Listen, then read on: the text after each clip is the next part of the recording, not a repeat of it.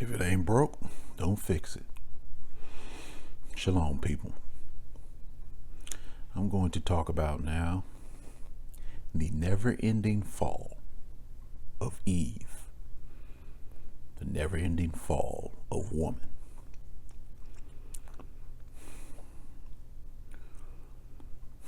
As the story goes in Scripture, woman was tempted by the serpent to eat of the forbidden fruit. And when she was tainted through temptation, into disobedience, into corruption,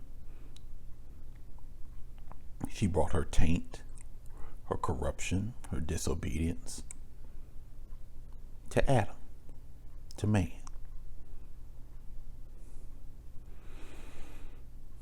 This is a never-ending cycle. This event was not a single event. It continues over and over and over again. When it comes to us Israelites, the effort to taint our women is well documented. You can even see it in modern day civilization. Israelite females are far more likely to be tainted into the ways of this world. And it's because the doors are a lot more open for them. It's the same method. To destroy the seed, the man, you taint the woman.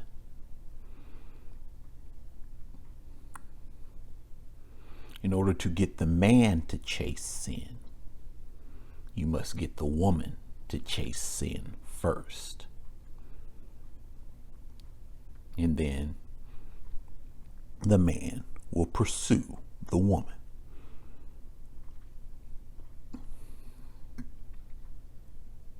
That's the nature of destroying a people. That's the nature of creating a downfall from righteousness. Our women were and still are the number one target. This is why you see so many high profile black women, Israelite women that are willing to support, condone publicly, either through interviews or through their performances on stage. They engage in all the wicked ways, all the wicked practices.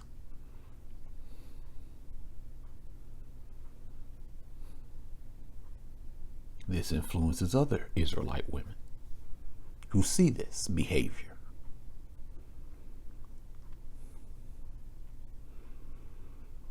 And they start thinking that's what it means to be an Israelite woman. And once this taint, this corruption has spread enough, the males will start to do the things necessary to attract these women. Well, these women have had their minds perverted to be attracted only to wickedness and evilness, disgusting behavior. And you see the result amongst our people.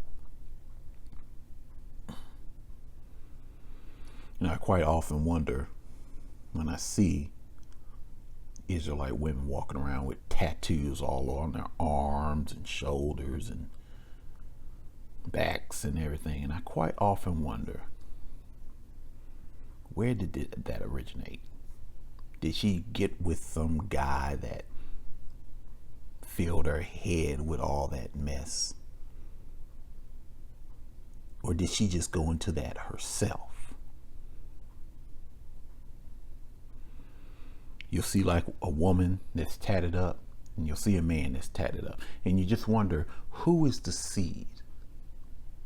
Who is the person that brought that into their minds?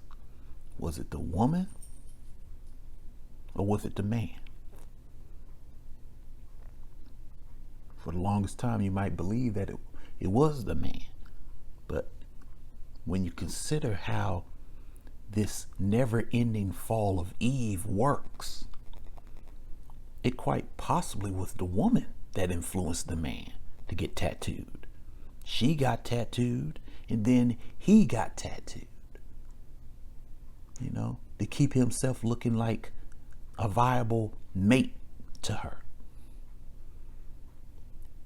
Had he not been tattooed, she wouldn't have thought that he was a good option for her.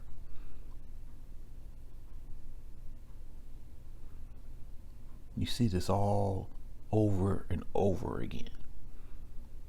Yet we're conditioned to believe it's the man that is the seed for the evil that comes into our people. And for sure, we do our fair share. But when we go back to the original fall of man, woman fell first. Woman was corrupted first. It began with her.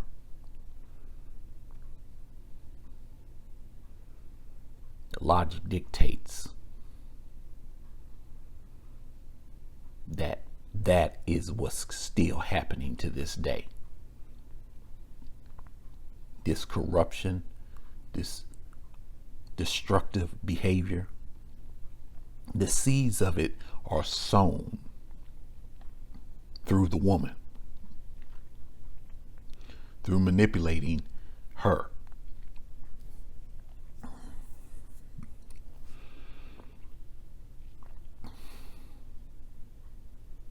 You'll be the woman that brings home the witchcraft.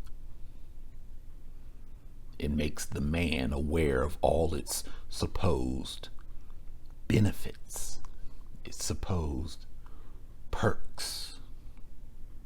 It would be the woman that educates the man on the good things that can come from practicing the arts,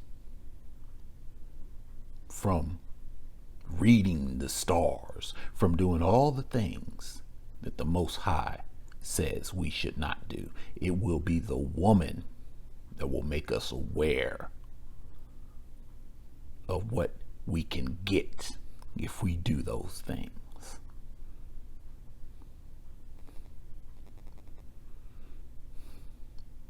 Solomon is regarded as one of the, if not the wisest men to have ever lived on this planet.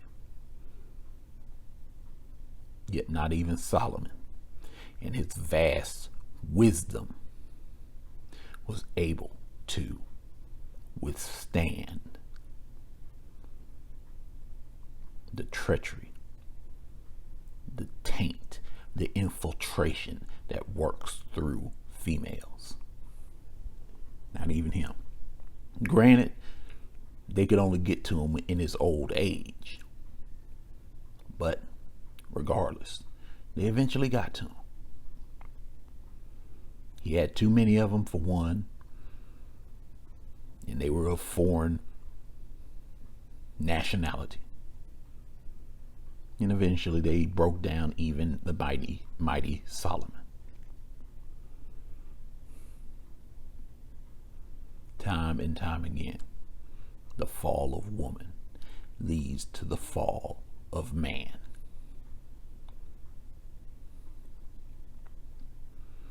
Logic dictates then that the only way to stop the continual fall of man is to prevent woman from perverting and tainting herself. Is to prevent woman from falling. You can use your imagination on how to do that. But I'm thinking maybe that's where these certain cultures, where they're very oppressive on their women.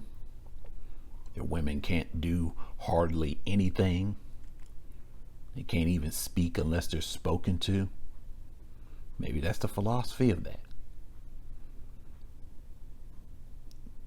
The only way to stop the fall of a civilization is to stop the fall of woman.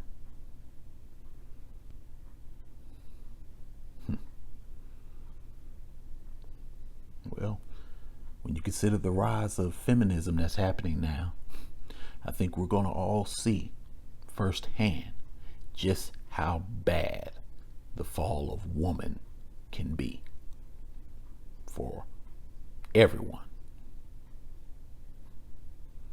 Shalom.